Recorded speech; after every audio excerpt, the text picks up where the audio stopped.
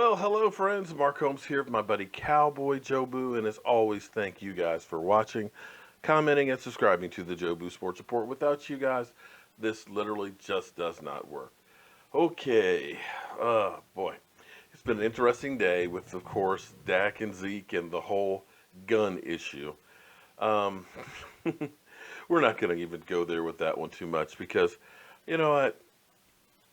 That's pranks, jokes, and things like that. That's not some real issues. Now, I know we've got some of the great Eagle fans that are out there talking about all the wonderful things that Philadelphia Eagles are doing in the community, and believe me, the Dallas Cowboys do a lot in the community. You should have seen them at the draft because they had a whole event with United Way. So don't give me this stuff that, the Cowboys are just a bunch of hoodlums running around, but the Eagles are saintly. Get out of here with that. But anyway, Deion Sanders apparently is definitely behind Jason Garrett.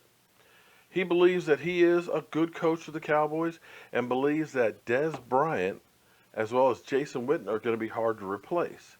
But let's go ahead and watch the video of him and getting his thoughts on the Dallas Cowboys in the season. The Cowboys, I know you as an NFL analyst for the NFL Network, you keep close tabs on all the teams, but... Not really, but some of them, like the Browns, I could care less. The Cowboys... Look at the pieces that they lost in this offseason. They lost some big names. Yeah. What kind of impact do you think? You want to lose big games. You don't want to lose big games, not big names. Big names come and go. I mean, it's going to be that way, especially when big names are not able to do what they once were able to do. Jason Witten is a safety net for Dak, but I'm sure they could get someone that can get vertical, that can spread the field a little more, that can cause a little more havoc, and be consistent as a blocker as well. Not saying that Jason wasn't. It's going to be hard to replace Dez, man. I mean, Dez was your go-to guy. Dez was your attitude of the receivers. Dez's work ethic on the field and in practice was phenomenal. It's going to be hard to replace that. And who's going to be that leader? Who's going to be that guy that Dak goes to in a crunch time situation, especially if the running game is not up to par, which it should be with that line that you have featured. Dak's development, what's it going to take to continue to progress? I mean, how much it has to do with the receivers he has? How much it has to do with play calling? It has to do with all components. First of all, there has to be consistency up front. I believe we all viewed a beatdown in Atlanta last year, and we couldn't figure out why don't you put Jason Witten on the left side to stop this defensive end from killing Dak. And that's a breakdown mentally from the offensive scheme. Consistency of the running game, consistency of the receiver, and having one of those guys out wide develop as that go-to guy. I don't think they feature that right now. And I pray to God that they find a resolution for that before the season. Jason Garrett heading into his 8th season as the full-time head coach. Is there pressure on him to... There's pressure on every head coach in the NFL. There's pressure on every player. There's pressure on management. Jason Garrett was just the coach of the year, I believe, 2 years ago. We're already asking these type of questions, trying to oust him. Sooner or later, we're going to start identifying the players and challenge them to do their jobs. So, I think it's unfair to sort of put a little pressure? Well, very much so, because you don't give him all the credit when you win, but you give him all the blame when you lose, as Jerry Jones. I think we should really target these players and say, man, do your job. And it all comes down to a player or two.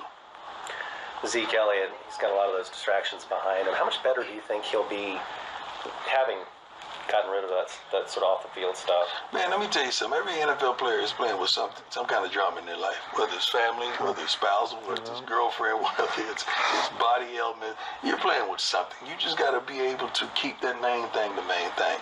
Zeke is a phenomenal athlete. He just has to keep the main thing the main thing. And I think with the consistency of the line, with him being there or able to participate for a full season, he's going to be the old Zeke that we know and love. One of the big acquisitions the Cowboys made in the offseason was the defensive backs coach, Chris Richard, getting him from Seattle. They really wanted him badly. How big of an impact do you think he can have? A coach can impact a player tremendously. But sooner or later, that player is going to have to stand up. I could tell you all day long, hey man, they're going to run a comeback. It's 3rd and 12. They're going to run a 15-yard comeback out of this formation, but until it click in your head and you're able to regurgitate that information and say, okay, this is what they're doing. This is what I've studied. This is what I'm going to do. I'm going to plant. I'm going to keep my shoulders down. I'm going to drive. I'm going to make this play. Until they're able to comprehend and do that consistently, you're still going to deal with the same old situations. The Earl Thomas thing, that's sort of still out there. A lot of people would like to see that get done. Right. I would. Yeah. I would like to see it because I believe it's over for Seattle. That team will not, they'll win, but not the Super Bowl caliber team. The secondary is, they're dismantling that secondary piece by piece, and it's just not the same team. Well, interesting. He's putting it that it's the players that need to be able at some point step up. But he did point out the fact that maybe the coaching staff, when Atlanta was kicking Chaz Green's ass, that maybe you should have put a tight end over there to help out, which is definitely something that the Dallas Cowboys should have done, and I blame that on coaching. But in essence, let's be honest about the 2017 season. There's plenty of blame to go around. The reality is it just wasn't the year. Injuries, suspension, drinking the Kool-Aid and believing that all we have to do is shows up. It goes all the way around. And unfortunately, the way things go in football is the quarterback gets too much credit and he gets too much blame. And the same thing can be said about the coaches as well. The coach's job is to put the team in the right position, but you can't be the one to make mistakes that cost your team. But you win as a team and you lose as a team. We seem to forget that a lot. I'm hoping that maybe this is the year. The reality is only one team a year, one team, goes home happy. So basically we're talking about 3% is your chance of winning the Super Bowl a year. Hopefully this is a year. I'm Mark Holmes, it's Cowboy Jobu, and I've got some work to do in my shop. I will see you guys there soon. Take it easy. Woo! Dude, this don't make me cry. What? He doesn't eat spicy food. I do not eat spicy food. But how's the taste though? That's bomb. It's good. It's good chicken. Texture, man. But you still eat them, huh? Even though they're that hot. It's the pain from the spiciness and the love from the. They're good. They're really good. I need a beer though. I got some over here in the cooler, my man. I'm not trying to because I see them free fries. Oh, dude, dang it. That video, Mark. Oh, just grab my man a beer out of here. Can I get a beer? Yeah, I'm just using beer. Oh, fuck.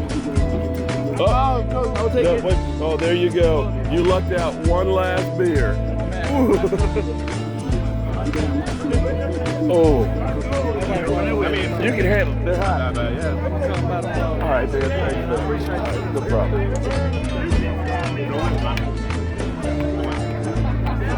Damn. I gotta open it with something. God damn it. Here, let me.